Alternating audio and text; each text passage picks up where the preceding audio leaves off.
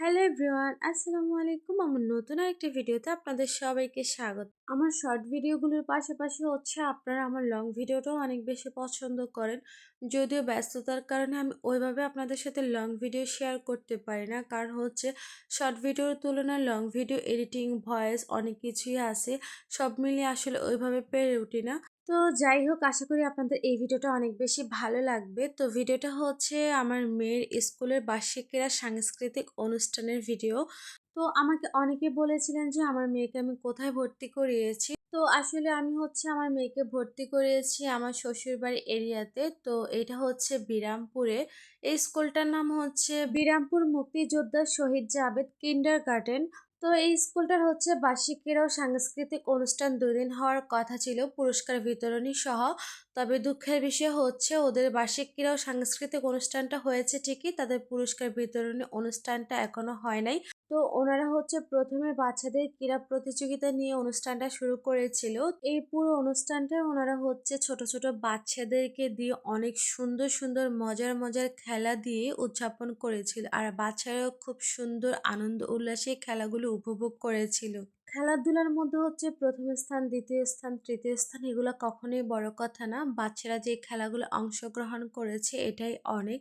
বিশেষ করে আমার ফাতেমার কথাই আমি বলি, কারণ আমার মেয়ের জীবনে এটা প্রথম স্কুল, প্রথম মানে বার্ষিক ক্রীড়া সাংস্কৃতিক অনুষ্ঠান। তো আসলে ও এই জিনিসগুলো অনেক বেশি উপভোগ করেছে, অ্যান্ড প্রত্যেকটা স্টুডেন্টের খেলা দেখে সে আমাকে বলতেছিল যে আম্মু আমিও খেলবো। কিন্তু আমি ওকে এটা বোঝাতে পারি না যে তার খেলা আর নেই। তারপরে সে অনেক কান্নাকাটি করেছিল, সবার সাথে খেলার জন্য অনেক কিছু বুঝিয়ে শুনিয়ে রেখেছি। শুধুমাত্র ওর জন্য ওই দিন আমি অনেকক্ষণ ছিলাম স্কুলে সবার খেলাধুলা দেখবে বলে। তারপরে এই স্কুলে ছোট ছোট বাচ্চারা একটা ডিসপ্লে পর্যন্ত করেছে, এটা আমার অনেক বেশি ভাল লাগছে। স্কুলের ডিসপ্লে গুলো মূলত আমরা বিভিন্ন স্বাধীনতা দিবস, তারপর বিজয় দিবস, কুচকাওয়াজের পর আমরা দেখে থাকি। তবে বার্ষিক ক্রীড়া সাংস্কৃতিক অনুষ্ঠানে আমরা এই জিনিসগুলো কখনোই দেখি না। তবে ওদের এই জিনিসটা আমার অনেক বেশি ভাল লাগছে। তো আসলে আমি এই ডিসপ্লেটার রিয়েল ভয়েসের ভিডিওটা আমি আপনাদের সাথে শেয়ার করতে পারলাম না, কারণ যেহেতু মিউজিক দিয়ে তারা ডিসপ্লেটা করতেছিল। কারণ পেজে ডিরেক্ট মিউজিক ইউজ করা ঠিক না।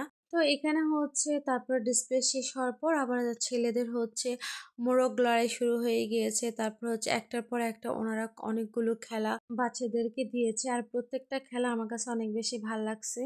আর এই খেলাটা যেহেতু শেয়ার সেটিং সিস্টেমে ওনারা করতে চেয়েছিল, এটা ওরা একটু এলোমেলো করে ফেলছিল, কারণ যেহেতু ওরা এখনো ছোট এই জন্য ওইভাবেই খেলাটা ওরা বুঝতে পারে নাই। তারপরে অনেক সময় নিয়ে এই খেলাটা খেলেছিল। তারপরে এই যে ছেলেদের আরেকটা খেলা দিয়েছে, সেটা তারা তাদের ইউনিফর্ম পরে সুন্দরভাবে পরিপাটি হয়ে যেতে পারবে, সেই হবে বিজয়ী।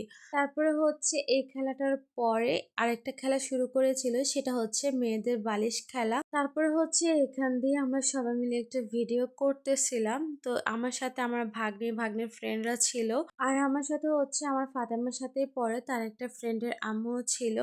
তো আমরা সবাই মিলে একটু ভিডিও নিয়ে নিয়েছিলাম। আর এত পরিমাণে রোদ পড়তেছিল ওই দিন, মনে হয় যে রোদের তাপে আমাদের অবস্থা অনেক বেশি খারাপ হয়ে গিয়েছিল।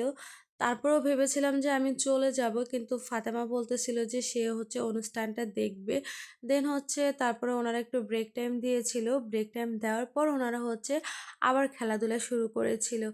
তো বাচ্চাদের খেলাধুলা শেষ করে ওনারা গার্ডিয়ানদের একটা খেলা দিয়েছিল, সেটা বালিশ খেলা। তো এখানে আমিও অ্যাটেন্ড করেছিলাম।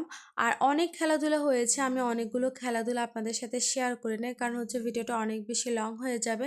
খেলাধুলা শেষ করে ওনারা সাংস্কৃতিক অনুষ্ঠানটা শুরু করেছিল। তো লাস্ট মোমেন্টে আমি বাসায় চলে গিয়েছিলাম, কারণ আমার অনেক বেশি মাথা ব্যথাও করতেছিল। তো এই ছিল আমার আজকের ভিডিও। সবাই ভালো থাকবেন, সুস্থ থাকবেন। আল্লাহ হাফেজ। আবার দেখা হবে নেক্সট কোনো ভিডিওতে।